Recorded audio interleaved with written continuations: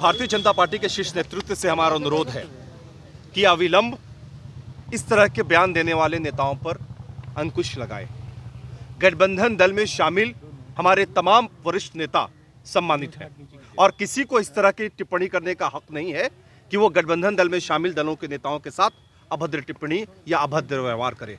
ये निंदनीय है और जो भी नेता इस तरह का कृत्य कर रहे हैं, हमें अनुरोध है भारतीय जनता पार्टी के शीर्ष नेतृत्व से कि अपने नेताओं पर अविलंब रोक लगाए। मुकेश सहनी के साथ गलत हो रहा है?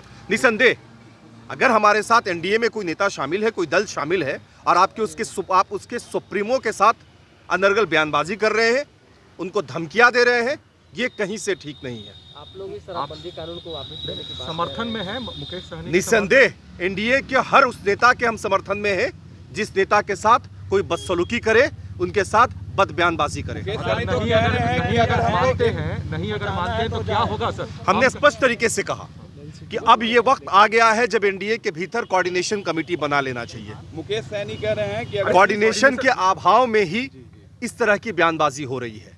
अगर कोऑर्डिनेशन कमेटी बन गई होती तो निसंदेह हम एक दूसरे पर रोक लगा सकते थे, लेकिन अभी कोई कोऑर्डिनेशन ही नहीं है, जिसका नतीजा ये हो रहा है कि जिसे जो मर्जी आ रहा है वो उस तरीके का बयान दे रहा है। कोऑर्डिनेशन कमेटी नहीं होने के कारण महागठबंधन से हम अलग हुई थी। देखिए, हमने स्पष्ट तरीके से कहा कि आज जो मुकेश सहनी जी के साथ जिस तरीके की बयानबाजी उनको लेकर हो रही है वो निंदनीय है, जिसकी जितनी भी भर्त्सना की जाए वो कम है।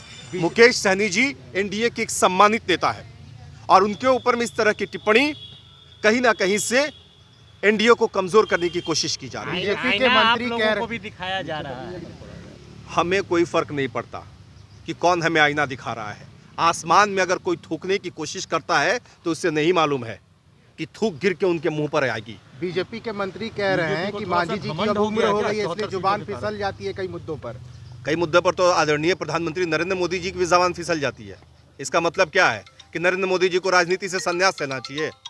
जो नेता इस तरह का बयान दे रहे हैं उन्हें कम से कम नरेंद्र मोदी जी के 100 स्पीच को सुनना चाहिए। 100 स्पीच में 90 भाषणों में कहीं ना कहीं से गलतियां होती हैं। तो क्या हम उनको कहेंगे कि मोदी जी राजनीति छोड़ दीजिए?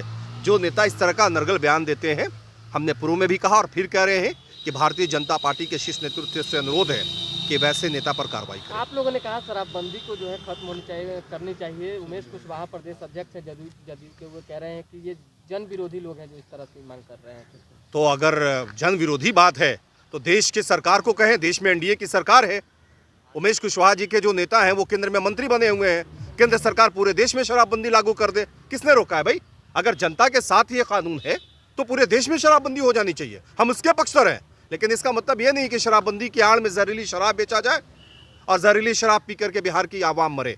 इसलिए हमने समीक्षा की बात करी है। जी, आखिरी सवाल है, क्या लगता है जिस तरीके से एनडीए में पूरा प्रकरण चला, अब नीतीश कुमार जी को आगे एक्शन लेना हमने चाहिए? निसंदेह, चूंकि ये विवाद तब बढ़ा है जब माननीय मुख्यमंत्री नीतीश कुमार जी कोरोना से संक्रमित हो गए हैं।